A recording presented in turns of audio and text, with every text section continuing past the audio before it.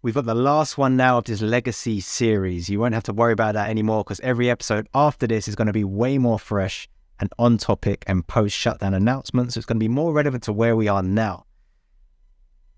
But let's do this. This is a community pillar. I've said that so many times, but this truly is. This is someone that is at the center of Echo community. It's such a buzzword to say, but it's true. This is like a big deal to have a conversation with this person.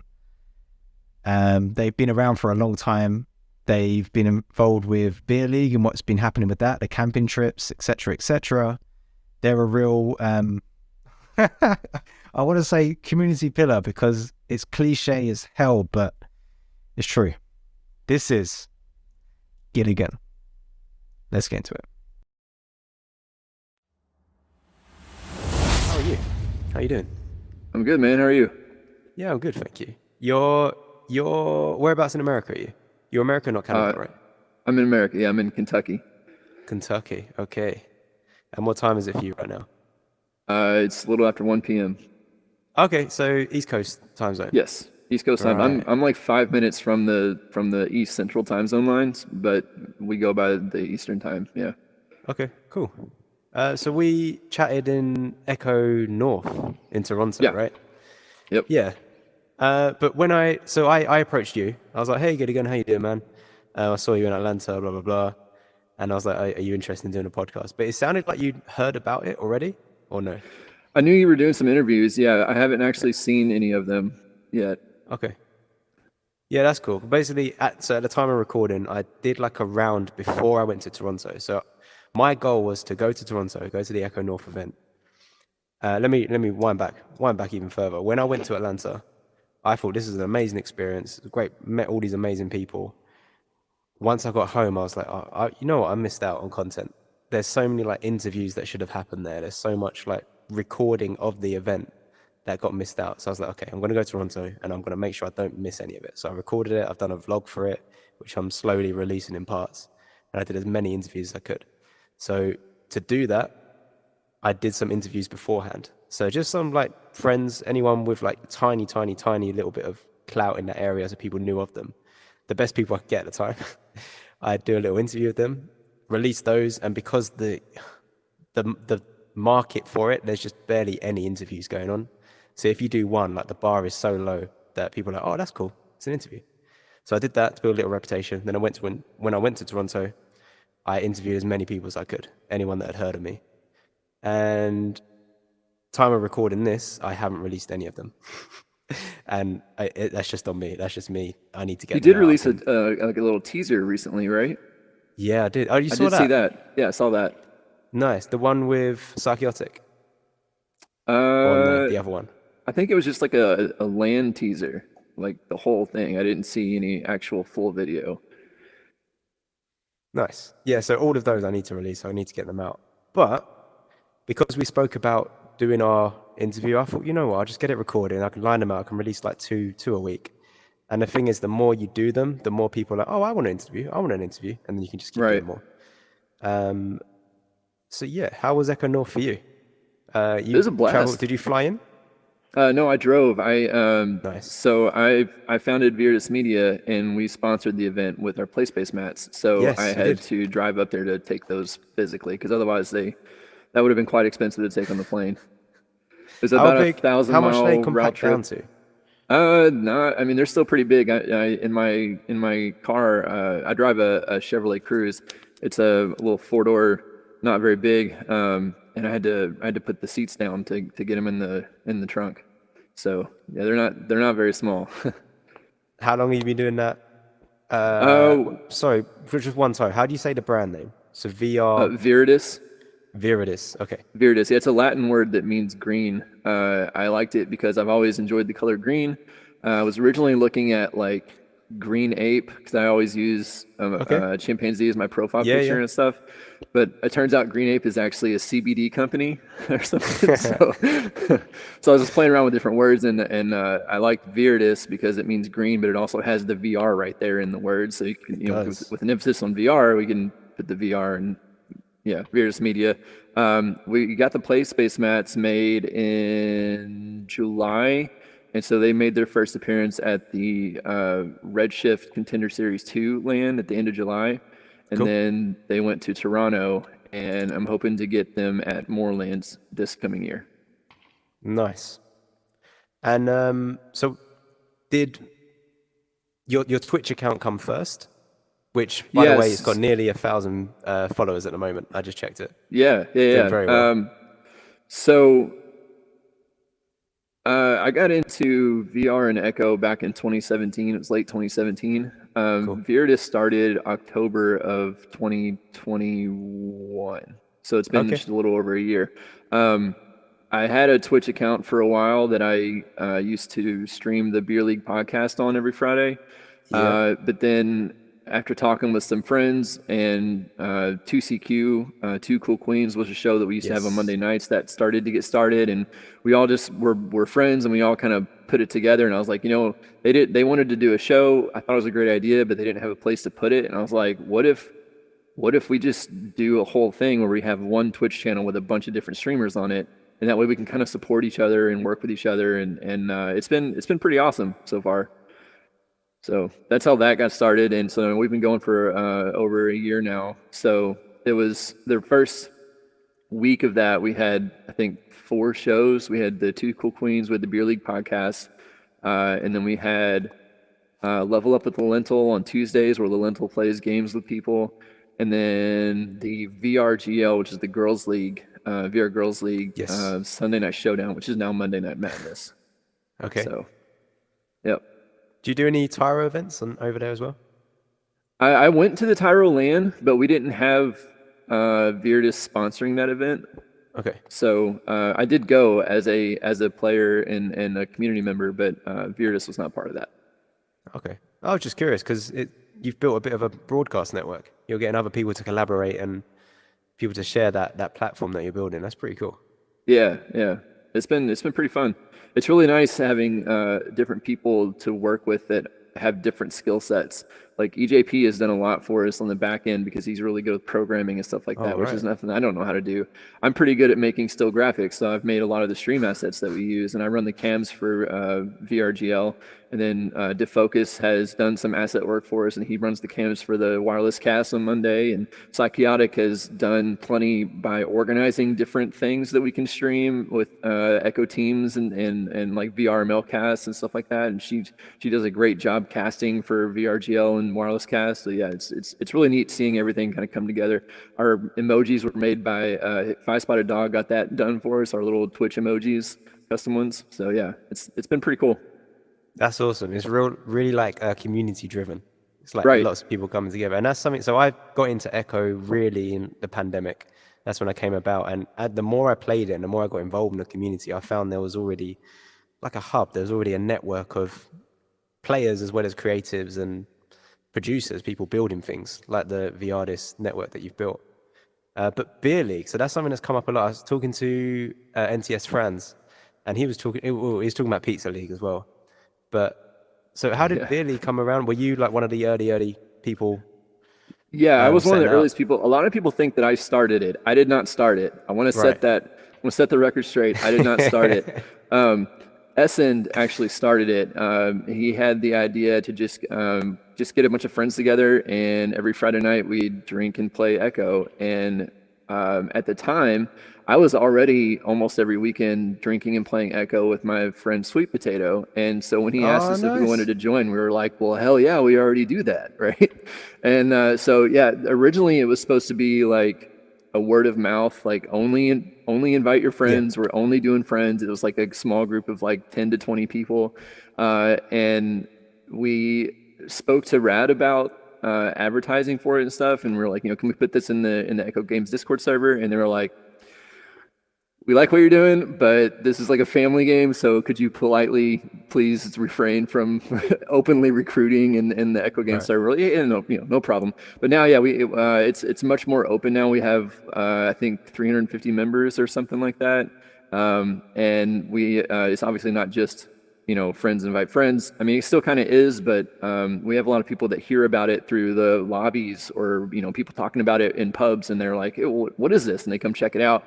We have a vouch system so to keep people who are too young from getting in. You have to be vouched for and stuff like that. But yeah, it's just a great community.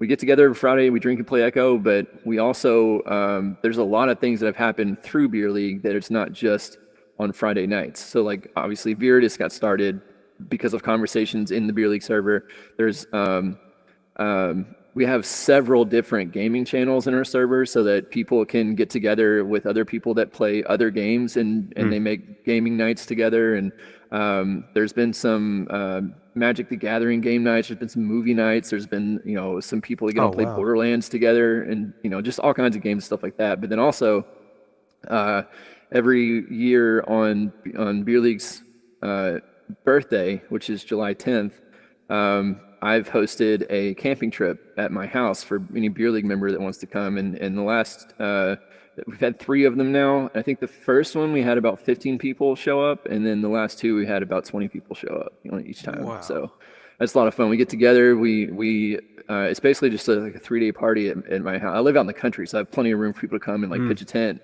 We have fireworks shows for America's Independence Day is July 4th, and the Beer League birthday is July 10th, so we kind of put those together. My birthday is also right around that time, so it's just like a huge party. We had a 100-foot slip and slide this year, and we had over $1,000 worth of fireworks, and we had a fire pit going the whole time. Everyone cooked and made food for each other. It was a great time. That's amazing. And those are the kind of people I see being attracted to this game, particularly getting deep into the communities. And one other thing I wanted to say as well is what you're describing of Beer League. I've seen pockets of this. So I'm over in EU. So most of the players I play with, 90% of the players are EU. And we have these little servers as well.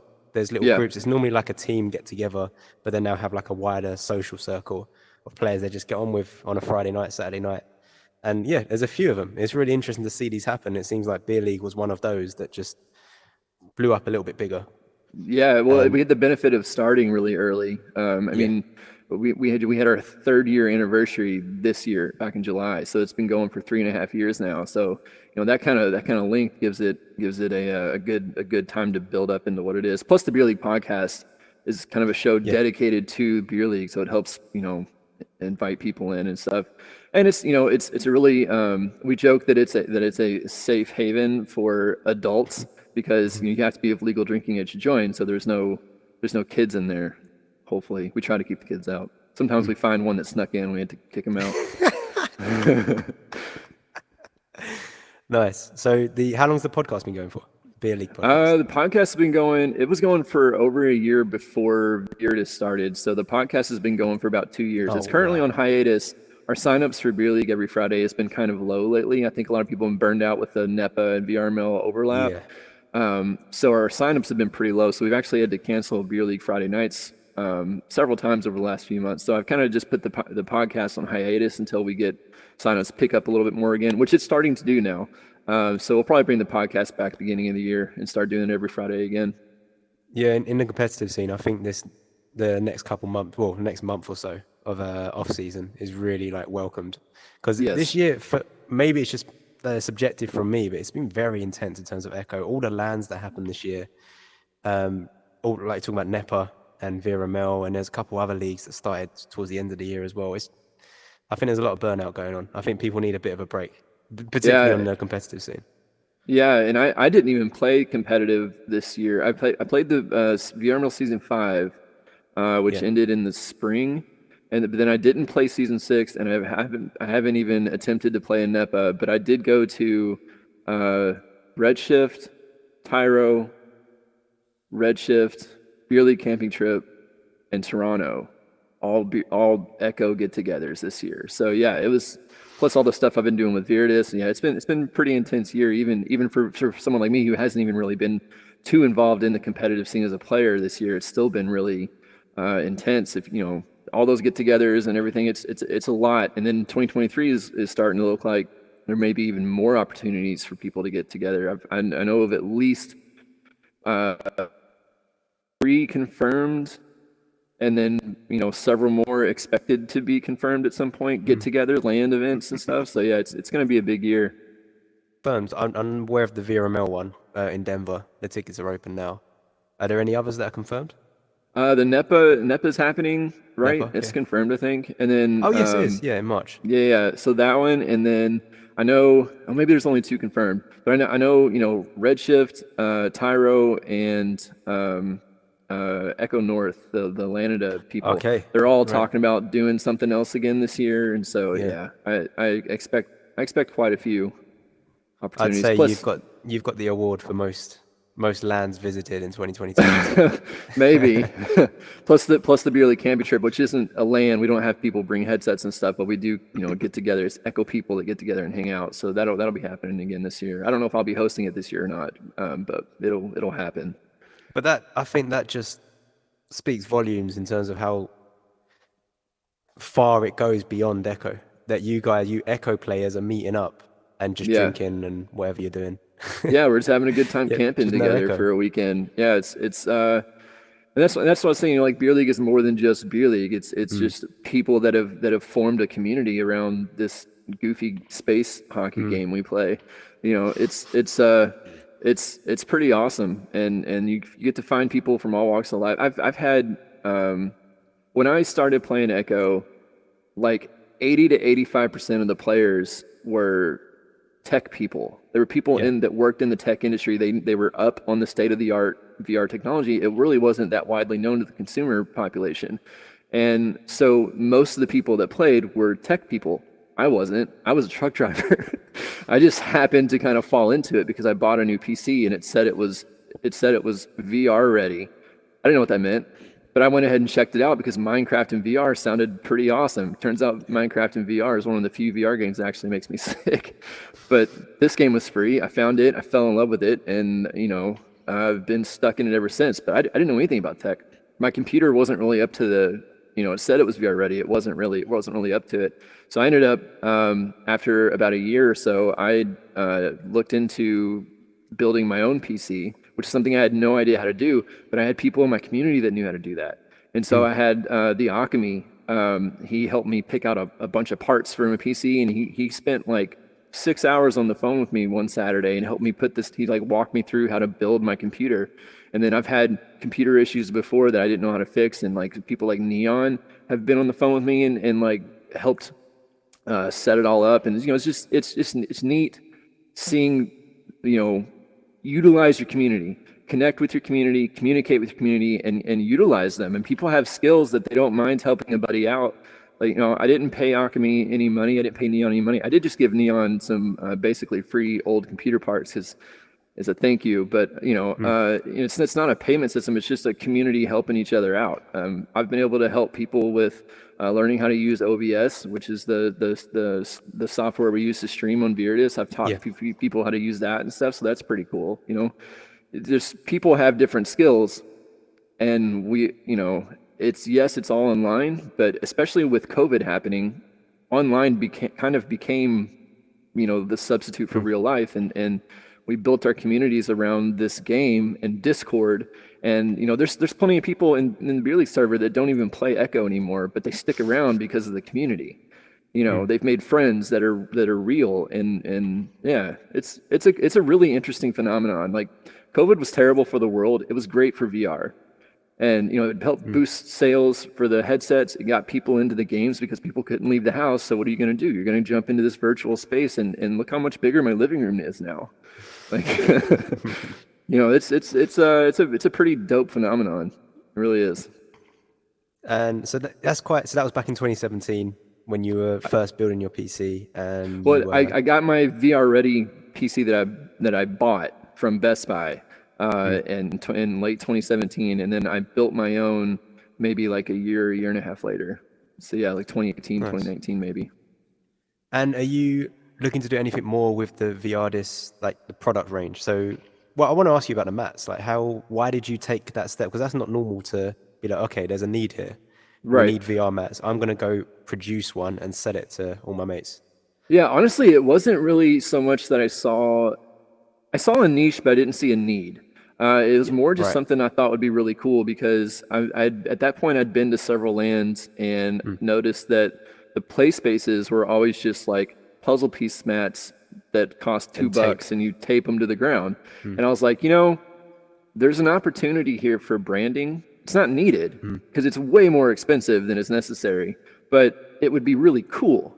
And it's a neat way for me to I'm going to all these lands anyways, so I'll just contact the organizer, say, hey, I'd like you to throw my logo up on your stream package for the event, and I'll bring play space mats, and that's like $40 you don't have to spend.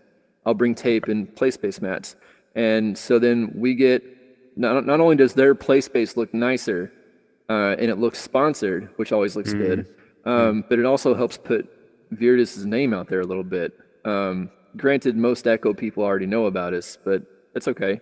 I've had at both lands that they've been at so far, I've had several people come up to me and ask where they can buy one. They can't. It's not a product that's for sale. We've ordered a certain number, and we're using them for the lands, and we've given a few away.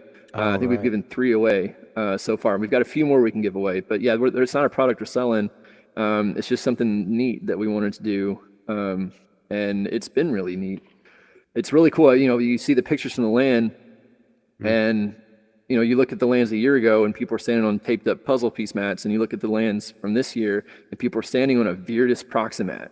And ViRidis is an Echo homegrown, thing. It's not an external thing. It came from within the community, and now it's there for the community, and it's utilize your community, man. It's really cool. Would you consider doing another line? Order like another 500? Yeah, I've considered it. When I called Proximat and I talked to them, because I was like, I'm going to order like 33 of these things, and tried to work out a deal with them. And I let them know when I got them. I was like, these look super nice. If these hold up pretty well, there's a good chance we'll order more. So yeah, within the next, I don't know how long, maybe 6 months at some point, there's a good chance we'll order more and maybe have some of them for sale.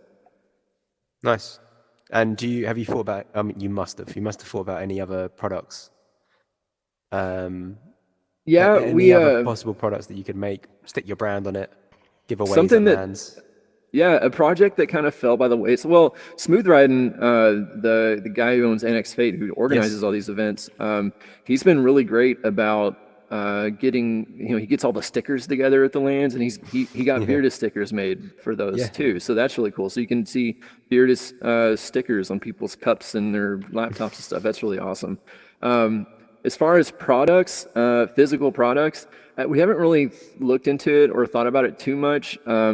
I know that when 2CQ was on our channel, they did a couple of 2CQ specific product lines, which went for them. It wasn't for ViRidis, it was for them, and that's fine. One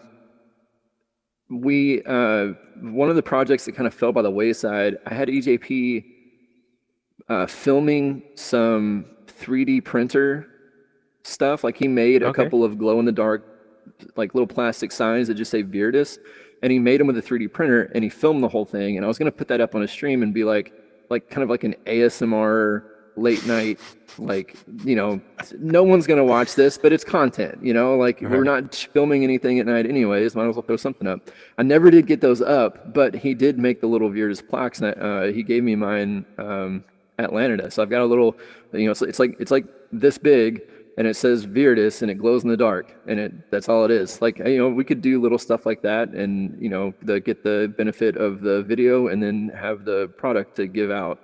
Yeah, it's something that I want to put out there eventually. Hey, it's 3 a.m., no one's awake. Those of you with insomnia, or maybe you're in EU or Australia or something, and you like ASMR, here's a video of a 3D printer doing this for 3 hours. But also, if you don't tell it's going to be, that's what's cool about 3D prints. Recording of it. It's like, oh, I'm printing something. Oh, what am I printing? Yeah, you get to see it made in real time without knowing what it's going to be. Yeah. Nice. So we spoke about 2 Cool Queens. They moved to another network. Yeah. So a few months ago, Two Cool Queens was the show that the Beerly podcast had already been going on. We talked about that for a year before ViRidis started. And then when 2 Cool Queens became an idea, that was when ViRidis kind of kicked up, in 2CQ and the Beerly podcast were the first 2 flagship programs for the network. A few months ago, 2CQ ended up switching to a different channel.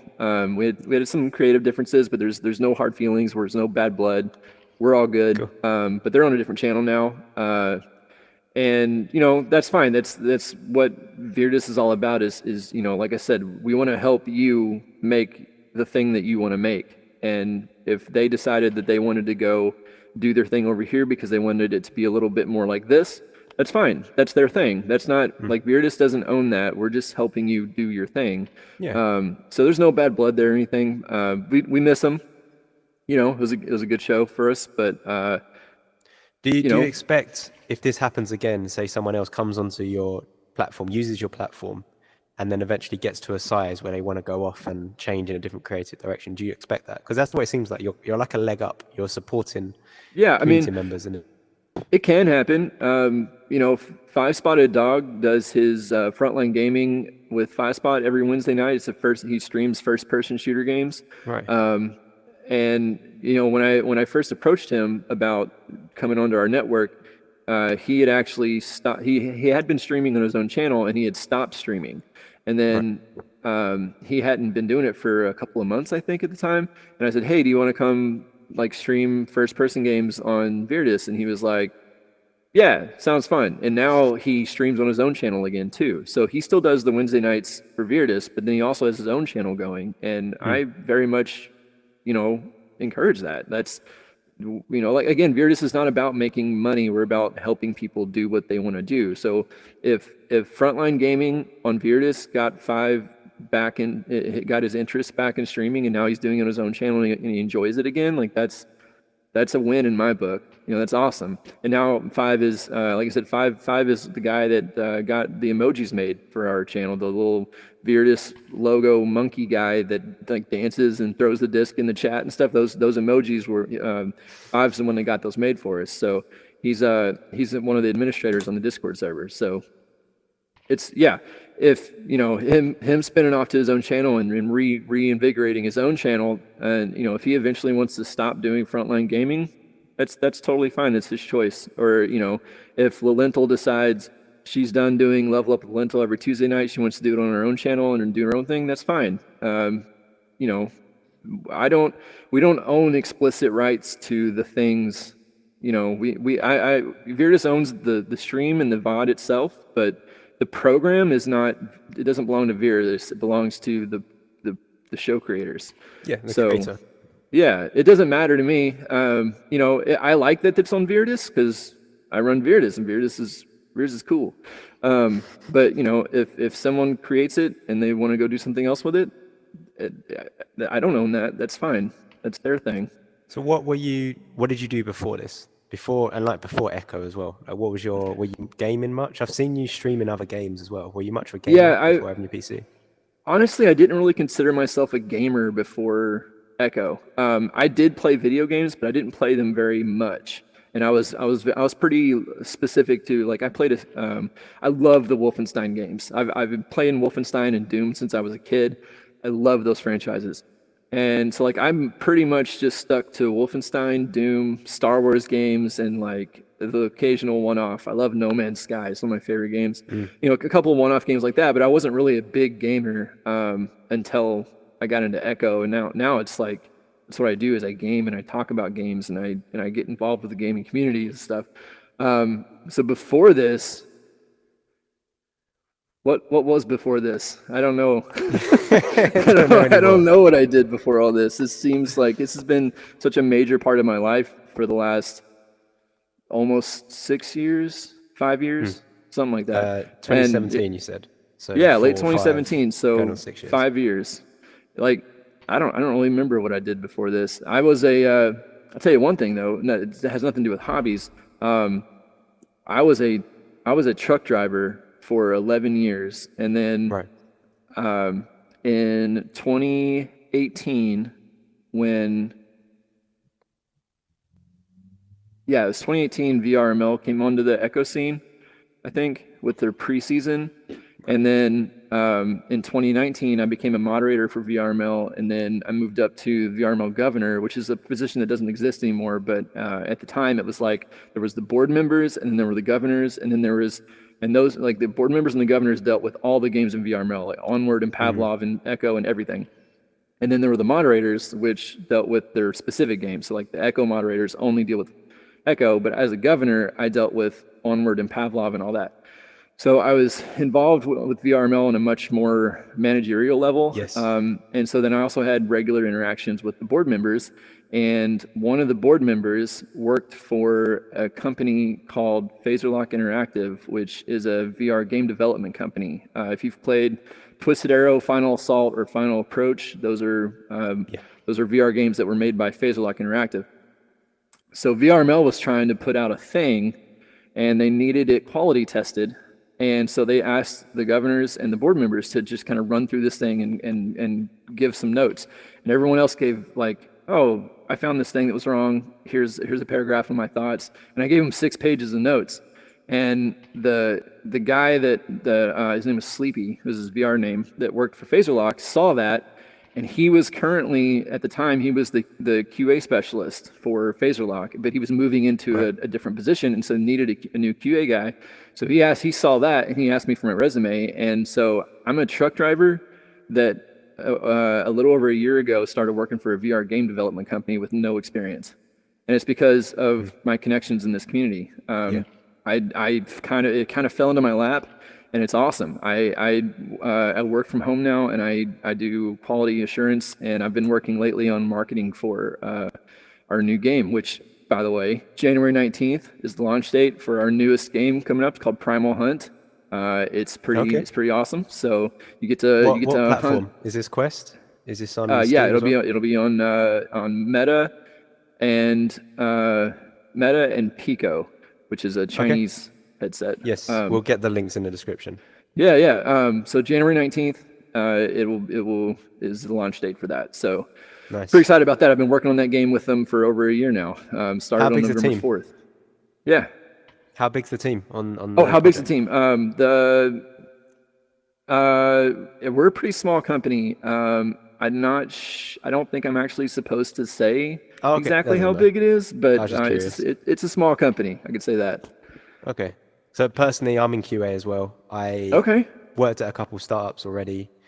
Currently, I'm at a bigger company, but I know what it's like to be part of a smaller studio. Those companies weren't game companies, but they were VR technology, like building apps for VR use. And it's an interesting place to be.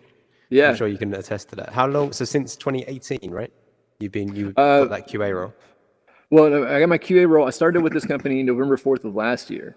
This is recent. Okay. Yeah. So I started working with VRML several years ago, and then as I moved up in VRML, then at the board member Sleepy, who worked for this VR game company, then got me an interview to get this job last year. Nice. Yeah.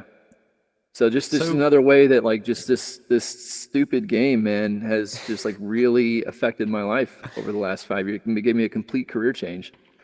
Yeah, you're coming into this making like really entrepreneurial moves. You're building platforms for people to be creative and do what they want to do. You're assisting other people.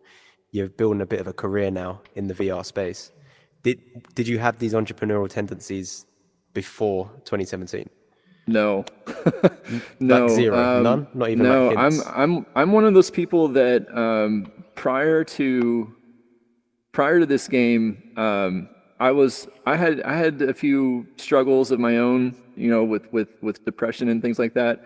This game and this community really helped me find who I am and what I wanted to be. And rather than just kind of, going through and not being happy, I kind of found a place and a home and a direction that I wanted to go. And before this, no, man, I was a truck driver because I was a college dropout and I didn't know what I wanted to do. And I just had to make things work, which is a fine job. But, I had already maxed out my level of what do you call it? Like forward momentum in that career. Like I was at the top of my game already, and I was, not even 30 yet. And so there wasn't a lot of future in that other than a stable, income. It wasn't until, getting into all this and seeing the possibilities and really finding myself with this space giving me that kind of a opportunity that I started seeing what I wanted to do. And now I really love camming, doing camera work for VR, for Echo Games. And I've got ViRidis going, and I've got a new career, and I've got all this amazing community. I've been a moderator for beer leagues almost since it started. I put, poured so much blood, sweat, and tears into VRML to help build it up to where it is. Stepped down from that about a year ago, but the prior 2 years of that, I spent as much time devoted to VRML as I have anything else in this space, and even became a board member briefly for that. So yeah, this is, I did not have these kind of tendencies before that. This space has helped inspire that, this community, these people, this game, this reality. Any people in particular that like inspired that out of you? And to be clear, I'm talking about going from, not like being at the top of your career ladder in terms of the truck driving career that you built, to then coming in here, working your way up through VRML to a point where, because I remember in Atlanta, you were passionately arguing with TGI Talk about something. Do you remember this? Maybe. It was something to do with VRML, and you were like really like very opinionated. Yeah. I was like, damn, this guy's invested. He knows. Yeah. Okay. So, as a governor and board member and moderator for VRML for so long, I really got to see all the shit that comes, of course, with an organization. I designed the first iteration of VRML's ticket server, and I was involved with, and I dealt with every league, so I saw all the tickets, and it was just so much anger and hatred coming through because people don't get their way, or because they want to report something that they felt was unfair, but logically there's nothing we can do about it. Like, this person definitely half cycled, and then we review the video and it's like, we can't tell you for sure that was a half cycle. And the whole innocent until proven guilty thing means there's a lot of times where we're fairly certain someone did something wrong, but that doesn't mean, like, we can't just punish people because we don't like them or something, Yeah. And so there's always this, it's just a constant cycle of, VRML sucks, mods are biased, this is the worst organization ever, especially there were some particular people that, got kind of jaded from the ESL days when Esports League was able to pour tons of money into this game with help from Oculus, and flew the players out to a different country to do the world finals, and gave all these huge prizes and sponsored these huge events. And it was like, it took a lot of money, man. And VRML just never had that kind of money. We never had the Oculus pouring money into it like ESL did. And so the much smaller ability that VRML had caused a lot of negative feelings in a lot of people that remembered the ESL days, because they felt kind of cheated out of it, when in reality that early days was really special. So, and then on top of that, everyone's always complaining about the MMR and the algorithm and the matchmaking and all that. And I think the majority of the negative feelings that people have about the matchmaking algorithm and the MMR fluctuations and things, like, there may be some problem here or there, but I think the majority of people's complaints is just the fact that they don't understand how it actually works, and that in a pool this size, this is exactly what is supposed to happen. It's not always fun, but it's the system we're using, and there is no perfect system. And so just after years of hearing just way more negative feedback than positive feedback because of my position within the organization, when I meet someone in person and they start to say something about it that I'm in a position where I can disagree, and I can tell them why my perspective is different than theirs because I saw it from the organizational level and they saw it from the players level, we can have that dialogue. And yes, it gets heated sometimes, but it's almost always a good conversation, especially when you're face to face. That's one of the best things about the LANs, is that you get to meet these people face to face, and you are just an anonymous robot, and I hate you because you're not a real person. you're just an avatar. But then when I meet you in real life, then it's like, oh, this is MoneyMitch. This is a guy with a human face, and he has feelings like I do. And those conversations tend to go a lot better because you can see each other, you can look each other in the eye, and you can have that human to human respect and stuff like that. And one of my favorite moments from any LAN ever, there was a kid who is well known for not being very nice. Okay. And he showed up to this LAN event. I think it was one of the Redshifts events. And I remember him saying to someone's face, "Oh man, you're way much more cool in real life than I thought you were." And just like that moment kind of epitomizes what a LAN is. Like, you get together with these people that you only interact with their anonymous names on Discord and in the game. Then you see them in real life, and you suddenly have this realization: these are other people, and all the petty anger and things that you feel kind of just goes out the window because you're laughing in the same room together as another human being. And that's one of the magic things about the LANs, I think. So I don't know what my point was, but yeah. I can't remember the question, but no, it's a good answer. Yeah, 100%. That is the magic that LANs bring, is that rehumanizing the other players in the community, where, especially when it's Discord, if it's Discord to Discord, where because this is kind of like a meeting in the middle. I see a VR figure, a 3D figure, and as we're getting better and better at technology, we'll get to the point where, well, we already are there with face tracking. It's just not in this particular game, where I can, if you make me laugh, you'll see me smile. You'll see my face light up because it's tracking my actual face. Yeah, I think that's the next level, which I think is going to be huge. And once that comes into games, we're really going to see the benefits of that. But the other extreme of that is Discord, where I'm just sending you a message and you've seen it comes from MoneyMitch, and you just see an arbitrary image that I've selected. And that's me. In your head, I am just that image and whatever words I last said to you. Right. Which is incredibly like humanized. Yeah. And even you said this is a middle ground, that even in this game, we still have body language. It's not, it's not 100%, but we do have body language. I had a teammate tell me the other day that she thought I was mad at her because I gave her a look.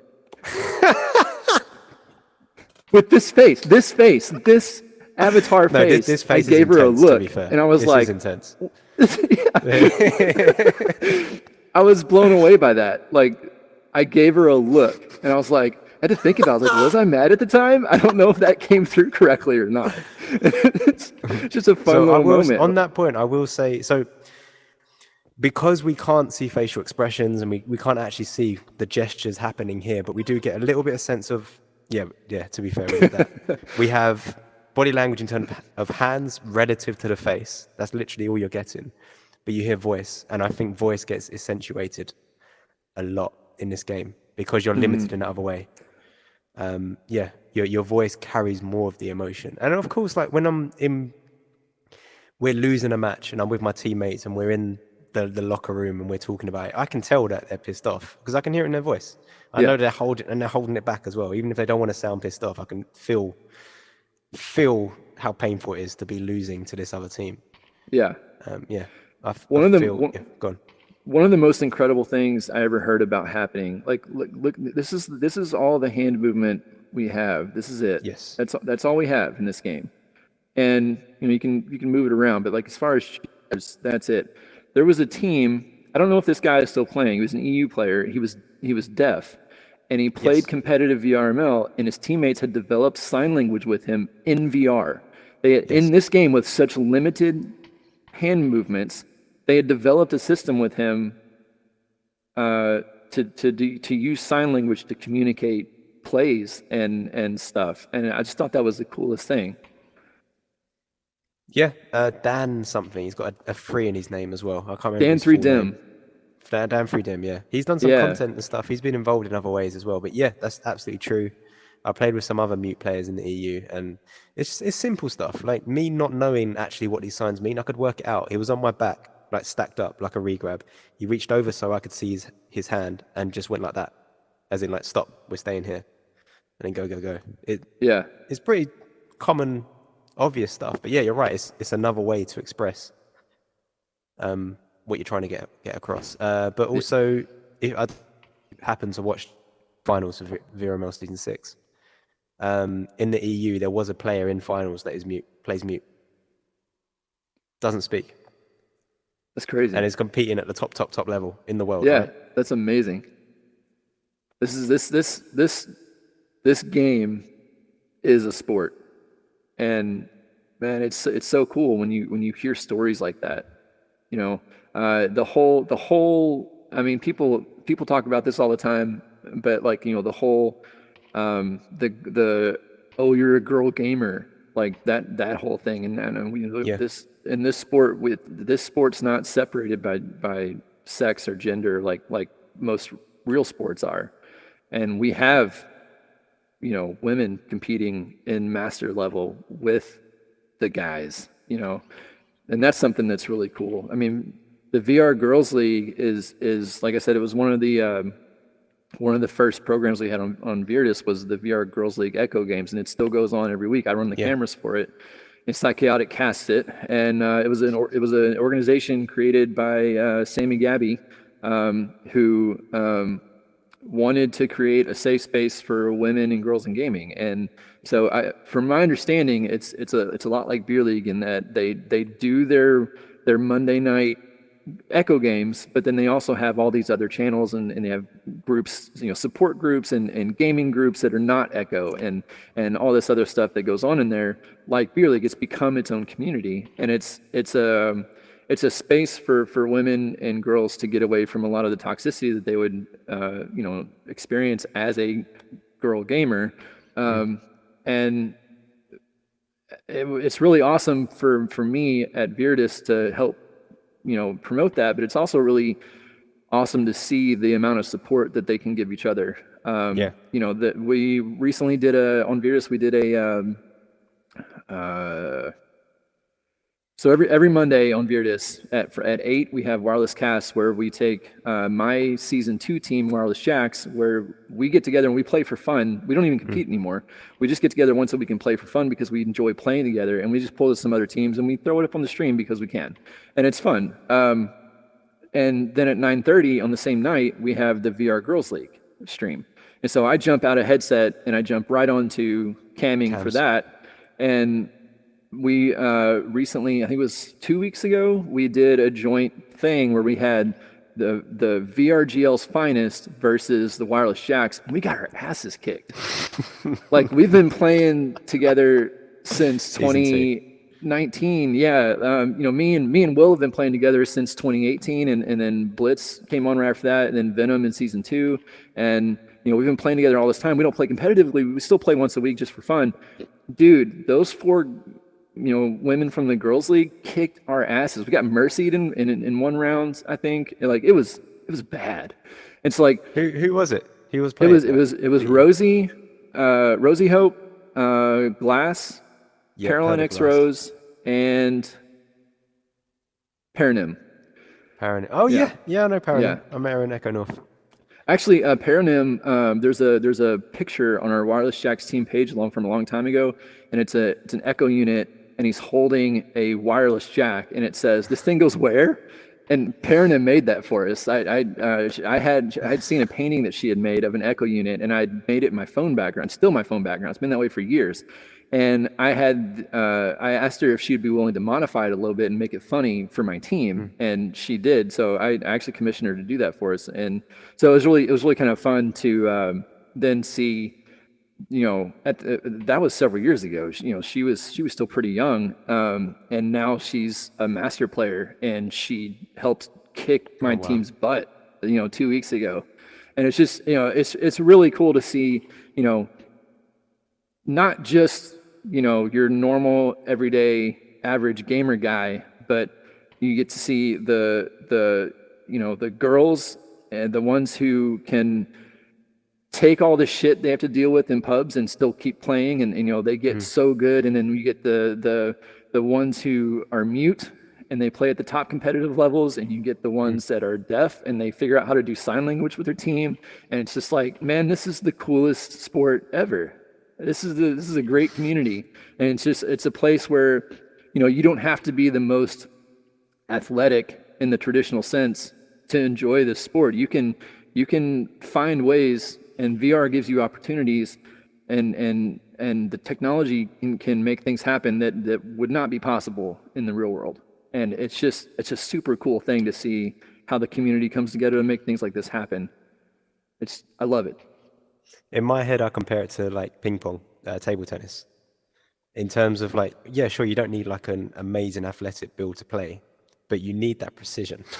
Yeah. Like when it comes to throwing, catching's easy because of the auto grab, but with throwing, being able to place your shots, place your passes, like feeding passes, passing to where they're gonna be, not where they are. That read of the game. And the more I've to personally playing competitively, the deeper you go, the more like once you get everything, you get to a level where you kind of, all right, cool, I've got it. I know how to move, I know how to shoot, I know how to do this. But then everything gets deeper. You go deeper into each topic. Okay, there's different ways I can do a side arm throw. There's different ways I can hit the backboard. Like recently, there's something I was working on when you're on post, you're going towards the goal. And normally, if you're on the outside of the post, you'd hit the pyramid behind the goal. But I found an angle, well, I stole it of another player, but if you hit the backboard and not the pyramid, there's like a certain angle you hit it where it hits the far corner. Yeah. I don't know if what I'm saying now is like you can picture that. Yeah. Even little things like just little tweaks, as you get better and better, the more years, and it's years. People play this game for years and they're still learning new ways to do things. One of my favorite moves is like kind of from that same position. If you come in from nugget, and this is a very slim target that you have to hit. But if you come in from the nugget area and you hit the pyramid just right, it'll bounce straight back at you. And so you can fool the goalie into going for that backboard save, but then the disc comes back to you and you can slam it in for a dunk. And it's a really tricky, flashy move. I almost never get a chance to use it, but it's a fun one. So you're still, I know you didn't compete in season 6, but you've, VRML season 6, but you've been to all these lands this year. You didn't compete in Echo North. I'm assuming. I did not. No, I hate playing Echo on the Quest. I did compete at Tyro, and I did compete at, I think, the second Redshift land. The Champion Series. It's a little confusing because Redshift had Contender Series and Champion Series. I'm not sure which one it was. I competed at 2 lands, and I hated it. I hate using the Quest. I'm still in CV1. I've been using CV1 since 2017, and it's still my favorite headset. I've tried all the ones that have come out since, except for the Quest Pro. I haven't tried that one yet, but I don't intend to either. It wasn't designed for this anyways. But yeah, I still use CV1. So playing on Quest only at lands, it's such an unenjoyable experience for me because I try to do what I know I can do, and it just doesn't happen because the headsets are so different. So no, I don't compete at the lands. Look for me in season 7 though. I'm putting a team together right now, so I intend to come back for fresh faces. You don't have to say who they are, but is it? I am currently not entirely sure who the roster is going to be. I'll go ahead and say that Will is still my goalie from Wireless Shacks. Will nice. I am. The other 2 people I'm not ready to announce yet. I'm not entirely sure who it's going to be exactly, but and I'm not even sure if it's going to be Wireless Shacks or if it's going to be a different name. But hopefully within the next week or 2, you can see our names pop up in the channel. This team's been created. So I'm coming back for season 7. Looking forward to it. And out of interest, as a player who has like a full-time career and everything, how often are you training? Like now that you're warming up for season 7, or when you get back onto your full schedule, how often do you plan to? When I was captaining Wireless Shacks, we played 5 nights a week. We played Sunday through Thursday every week. This time around, we're going to be taking it a little easier. I think we're going to be doing 3 or 4 nights a week. And then when we get on, it's usually for about 2 hours. So 6 hours a week, maybe 8 hours a week. We went hard with Wireless Shacks. We were 2-set scrims or practices 5 nights a week for over a year. 2-set scrims, so 2 hours of matches, 5 days pretty a week. Much about an hour and a half, and then we'd do we'd always do a half-hour debrief after. Wow, that's and serious. Talk about what went wrong, what we could do better. I'll tell you what, here's something. Listen up, kids. When you have a team, one of the hardest things for teams to get correct is that skill doesn't matter. Your skill will develop over time. What matters is your chemistry and your attitude, your morale as a team. And I've found that one of the best things you can do to hold a team together and keep that sense of we're still friends, debrief every single time. even if it's just a practice or, you know, a scrim, especially after a competitive match, take 5 minutes, everyone cool off, go get a drink, grab a popsicle. Will.i.am has a popsicle every single time we do a debrief. It's hilarious. You know, and then jump into Discord and talk about it. At that point, you'll have had a few minutes to cool off, and then you respect each other, let each other talk in turn, disagree where you want to disagree, do it respectfully, and say what went right. If you won, fuck yeah, dude. Oh, I don't know if I can say that. No, it's fine. Heck yeah, man. You know, celebrate with your teammates. If you lost, then still go over what went wrong, but also talk about, you know, hey, that one move you made, that was a great pass. We pulled this play off and it was amazing. You know, there was that one play that we tried 3 times. We got it wrong every time. We need to work on that in practice this week. We need to focus more on doing these things in the bubble. But this one play was really good. And just talk about the game. Just talk it out. And by the end of that debrief, it's 15 minutes, 30 minutes, you're going to remember why you play the game with each other. That debrief session really gives your emotions and your brain time to just chill and remember that was really frustrating, but we enjoy playing together, and that's what's important. So I highly recommend doing a debrief call with your team after everything. So debrief, number one. So actually, number one is train. Like, train a lot, right? If you want to improve, you gotta train. Yeah. If you want to keep your morale together, debrief. What do you have any other tips in terms? Say there's like a 13, 14-year-old kid who's looking to be a captain of a team. What other advice would you give them in terms of like quick leadership tips and make a Discord server for your team and organize. Make sure you can get your team's schedule at the beginning of the week and try to schedule your week as early as possible. I know that's really difficult for a lot of people, but the earlier in the week that you can schedule your week, the better it is for everyone, because you have your players then committing to being on a certain time, but you also know there's this thing in real life that I want to do Sunday night, but I'm not sure if my team's supposed to get together. Well, if you were able to get everything scheduled by Wednesday, then you know on Sunday night, my team's not getting together that night. I can go do this real life thing. And like that's another thing that helps with frustration among the team. If you guys can get together and talk about your schedule and schedule it out as early as possible in the week, it's way less stress for everyone involved. So make your own Discord server, organize it how you need it to be organized as the captain, and schedule as early as possible. And in terms of training as well, do you have any tips? Like any lessons learned the easy or the hard way? Okay. In terms of getting your team. It does not matter if you win a scrim. And it is so hard to remember that, but scrims are for practicing. You only need to win your matches. Your scrims, you can if you're going to scrim a team that you know you should beat, but you lose every round because you are practicing this one thing or these two things over and over and over, that's a better scrim to lose that because you were working on something than to win it just because your ego couldn't handle the loss. Like, get into a scrim with the idea, okay, during this match, we're going to focus on getting together quicker as a stack and resetting the disc when we're attacking the bubble. We're going to focus on those things. And then if you lose the match, it doesn't matter as long as you're working on those things, because then when it comes time for you to actually win a game, you're going to be better at those skills that are going to help you win the game. So go into a scrim knowing that it doesn't matter if you win. That's hard to remember. It's hard to get in your head. It's hard to take a loss. But scrims are for practice. And then also you need to get in and practice. You need to get in the arena and run a few plays over and over and over. It is tedious, but it's really going to help your team knowing where they're supposed to be on this rollout, or, just boosting practice. Focus on changing direction when you're boosting. Follow your hands, talk to each other, get the chemistry going. The more you play together, the better you'll get. This is awesome. I can feel you lighting up as well as you're saying this. Are there any other, so Echo aside, are there any other games that you've played in the past in VR or anything that you've got your eye on? I know there's a few FPS games that are coming out recently. Yeah, I've played several games in VR. I'm one of those Echo players that I have a ton of games in my VR library that I've never touched because I buy them and then I go to play them, and when I go to click on them, I'm like, oh, but Echo's still here, and I'll click on Echo instead. I really enjoyed Asgard's Wrath. I like puzzle games, so like escape room games are really cool. Like I Expect You to Die or A Dark Room.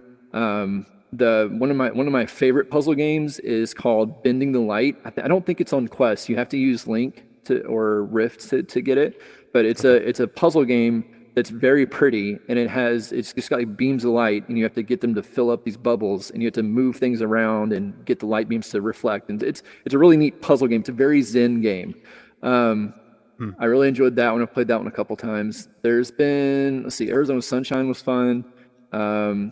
No Man's Sky, fantastic game. I haven't played that. Dude, when that game came out, it had so many bugs, and it got a really bad reputation because of that, unfortunately. But I mean, it's been out for years now, and they're still updating it. So, new content comes out for it every few months, and most of the bugs have been fixed. And it's a fantastic game that you can just play literally forever. It's procedurally generated quests and worlds, and it's basically like it's kind of like Minecraft in space, but with better graphics. There's a lot of grinding going on, but it's also like some really interesting stories and stuff. It's a space game. But it's one of those games that I come back to every 6 months. Like I move on and I play something else, and then I always come back to No Man's Sky. But the cool thing about No Man's Sky is it's really good on PC, but it's also really good in VR. You get to actually fly the spaceship with a joystick while you're in VR, which is super cool. I actually enjoy the game more on the flat screen than I do in VR, but in VR you get to actually fly the ship, and that's really cool. So yeah, that's been really fun.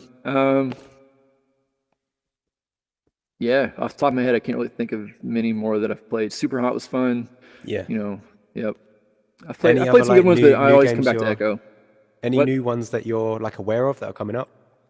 Like just generally, because Echo, it's been around for a little while now. It's still very much a live community, but other games will come and go as well. I was just curious. It sounds like there isn't at the moment. Not really. I don't really keep up with game news. So I'm not really aware of what's getting ready to come out. Most of the stuff I found out because of beer leaguers talking about it in the beer league server. But I just finished playing Doom Eternal on the PC for like the second or third time. It's a really fun game, not VR. Yeah, I'm not really aware of anything that's coming out except Primal Hunt, January 19th. The game that my company has been developing for over 2 years now. It's getting ready to come out January 19th. January 19th. I'll definitely get on that. And do you view games in general, but VR games, differently now that you're involved behind the scenes in a developing studio? Has that affected the way you view this space? Yeah, like I understand a lot more of what goes into making a game and how they make things happen in game. And so now when I play a VR game or a PC game, I have a much better appreciation for not only the mechanics of the game, but like there's some tricks so in Doom 3, there's a part in the game where you go into a bathroom and you look to your left and there's a mirror, and it's a mirror in a bathroom, right? Well, it turns out making a mirror in a video game is not an easy thing to do. And what I learned was that to make that illusion, they actually had 2 different rooms that were exactly the same. You just couldn't go through the mirror. It wasn't a mirror, it was a window, but it looked like a mirror in the game. And that's how they made a mirror effect. And I thought that was really interesting. So like learning stuff like that has nothing to do with the game that we've been developing, but just like those little tricks of the trade. And then I go into a game that I've never played before, and I'm looking at it and I'm like, I wonder how they did this. And that's not something I used to think. And, but one of the things I've really started noticing since I got this job was the artwork. I've been paying a lot more attention to the art of a game. Doom Eternal is a gorgeous game. Oh my God, that game is so beautiful. And that's not something I really would have noticed before I started working for a VR game company. And part of that, I think, is it's very frustrating working on Quest games because the Quest processor is so limited. And so the graphics are much, much lower than what's possible. And what's your thoughts on that? As a predominantly PC VR gamer, what do you think about the trade-off of, the graphics aren't as good, However, I've got a lighter headset. It's on my face, and I can walk 4 meters that way. There's no cable on me. Honestly, not having a cable is not a draw for me. Okay. Honestly, if I traveled more, I could see it, but because I'm home all the time anyways, I don't mind the cable. I mean, this is my cable right here. I'm holding it. I don't mind the cable. I'm used to it, I guess. I know a lot of people don't like it. So not having a cable isn't really a draw for me. I would actually prefer to have the better graphics than the mobility, because I'm not going to leave my living room anyways. So that's me personally. Now the resolution of the Quest headset is amazing. It's amazing, but because it can't push the kind of graphics that a powerful PC can, I think we're really losing a lot with that. So it's definitely a trade-off. I think it's necessary for the VR industry to survive. Like, you have to push out headsets that the consumers can buy, and most people don't have a powerful gaming PC to push that kind of graphics. So a lower graphic headset that you don't need to have all these other things for, like, you don't need the sensors, you don't need the PC, you don't need the cables, like, it's just $300 and here's a headset that you can play games on. That's great for the industry. As a gamer, I think it's a travesty. I think we're losing a lot in the artwork and the reality of it. I mean, look at modern PC games that are not VR. So some of the shit they come out with, you can't even tell it's a video game. It looks so real. And then you put on a Quest headset and it's like, oh, this dinosaur over here looks like a couple of pixels. It's frustrating, but it's a necessary frustration, I think. So it's a trade-off. Nice. And I wanted to, so I was kind of asking about, okay, what's coming up, what other games you play in? What are you looking for? Have you got any plans in terms of VRDIS over the next couple of years? Are you like anything like long term? So with see what comes up. With ViRidis, I've got a couple ideas. I'm really looking forward. I've got a couple of things on the back end, administrative wise, I got to take care of before I can move forward with more creative projects. I'm hoping to get those taken care of within the next few weeks. By the end of the year, as it gets closer, probably starting in mid-December, I'm going to be streaming every game that my company's made as a way to lead up to the launch of our new game. So I'll be doing that. And then I've got an idea for a program where I want to, at this point, with me working for a game development company, but then also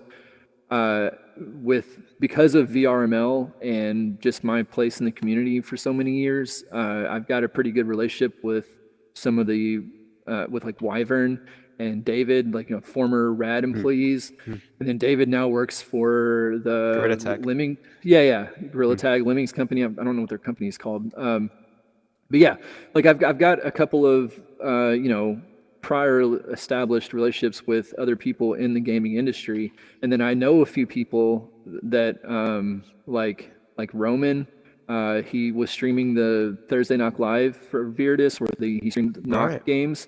He's in with the developers of Knock, and like I've got a few connections. So I kind of want to do a series where we interview game developers, and like one of the artists for the company that I work for has already agreed to come on and do like an interview and kind of show off what he does, and I think that would be really cool because in my experience, gamers get really excited when they can actually interact with the developers. The developers they have a weird, like, they're just dudes that have a job, but for the people who play their games, they're kind of like gods, right? Like, they're celebrities. Like, oh my God, I hung out with Brad David. I had a drink with that guy. I had an argument with Brad David in like 2018. We were at OC5 and I drank and he had a drink and we were at a bar and I argued with him about something I don't even remember. But like, that was really cool.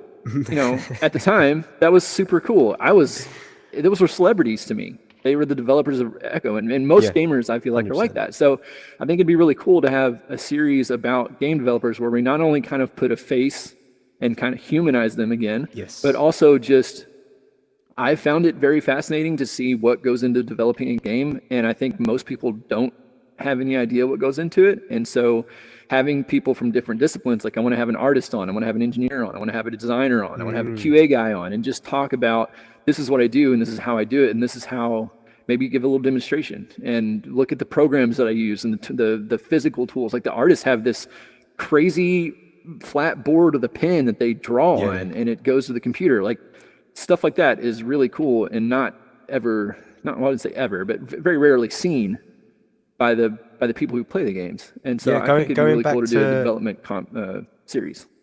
Ages ago, like early on in this podcast, we were talking about like enabling other people, enabling creatives. I think that ties into that well. Is if you did that and you showed, okay, this is actually what an artist does. Look at this VR game that you know really well. This person designed the characters for it, and that becomes incredibly educational and valuable. To say there's a 16-year-old, 17-year-old that's thinking about their career. I love Echo. I want to get into producing games like this. Yeah, I think that's a really valuable content for that. Yeah, and see, a lot of people when they find out that I work for a VR game company, they're like, how can I get into that? And my answer is, dude, I don't know. It fell into my lap. Like, so doing this series would be a way to, maybe, if I can ask my artist buddy at the company I work for, hey, how did you get into this? And he can talk about how he went to college and took these classes and did these seminars. I don't know what he did, but like whatever his path was could help someone else with a similar skill set get into the industry they want to get into. I don't know how to answer that question. I don't know. It literally fell into my lap. I don't know, man. I was a truck driver and now I work for a VR game dev company. That makes no sense. So people ask me that, I can, within a couple months, I'll be able to point them to this series that we're going to do in ViRidis and say that you might be interested in this episode because this guy talks about, his career path. Are they fully remote, the studio you work for now? Not fully. The studio is based in Austin, and I'm in Kentucky. Austin, Texas, and I'm in Kentucky. It's like over 1,000 miles between us. So a lot of the company is remote, but not everyone is remote. Some of them go into the studio physically, and some of us are remote. So, okay, yeah. But I think even the ones that are in town with the studio, they don't even go into the studio all the time. I think most of the time they only go in when they need to reset the router or something like that. I think most of us most of the time work from home. And how's that like? Because what I'm curious about asking about is like how your life has changed now 5-6 years deep into this world. It's now your career, it's now your source of income. Like positive or negative, or just how different your life out when you take the headset off at the end of your evening. Say it's like Thursday night, you've done practice, take your headset off. Like how is your life different now? And how does this bleed into other parts of your life? Yeah, I would say it's 100% positive. I can't think of anything negative because it's been such a source of joy for me. And again, when I first got into this, I wasn't the happiest person, and now I have all these other things, all this support and the career and all these communities and the projects I'm involved in. It's, it's a real source of joy. Plus the game itself. I mean, this is a freaking awesome game. So I'd say, because it's been such a source of joy for me, think about anyone that you're close to, that you love. When things are going well for them, it makes you feel better, right? Like no one wants to see people suffer. And when someone's happy, that has an effect on the people around them, and all of this has given me so much joy. And I think that has bled into my home life as well. I'm a happier person at home. And especially now that I work from home. I was a truck driver, worked like 60 hours a week, and that didn't leave much time for me to see my daughter.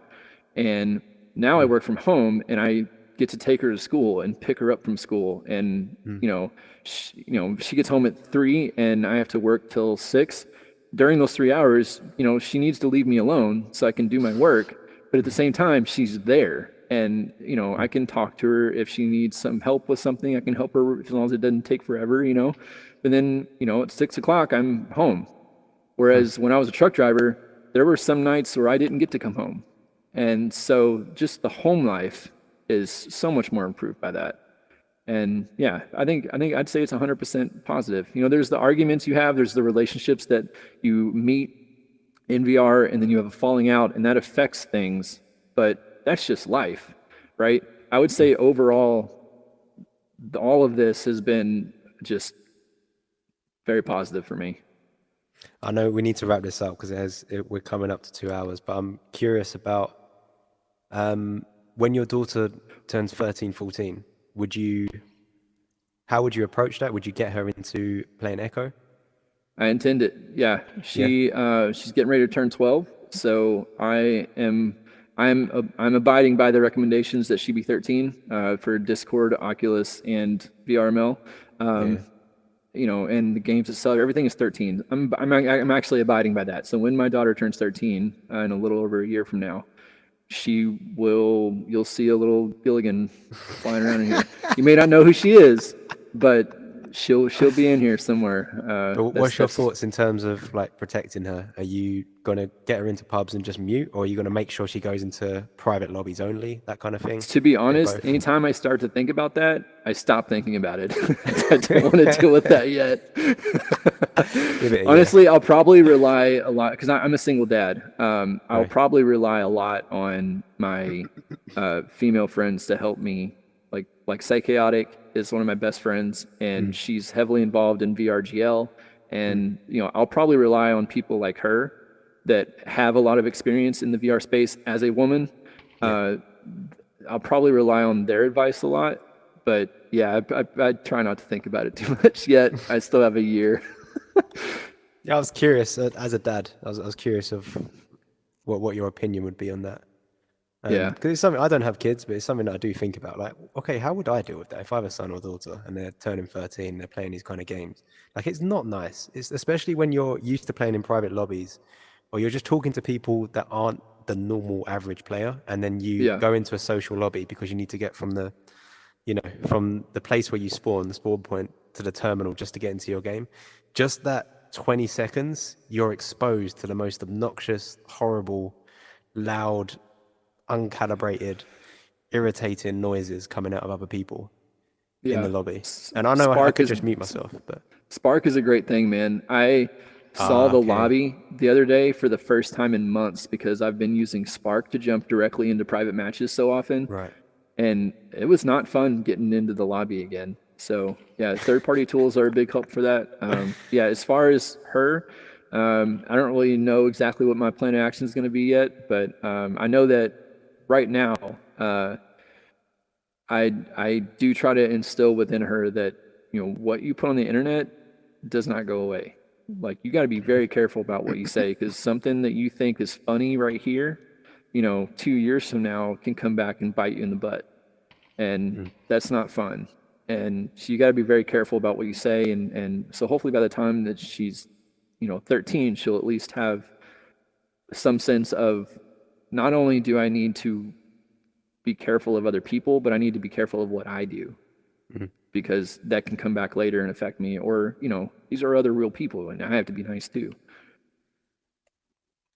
Interesting, because I've also, I know this is your episode, not my episode, but it's just me thinking of what you just said. I feel that if I had a son or daughter that was playing this game, I want them. I don't want them to be too sheltered. I want them to know what real life is. So I'd let, like, if they want to go into pubs, I'd be okay with it. Sure, they're like briefed, if you know.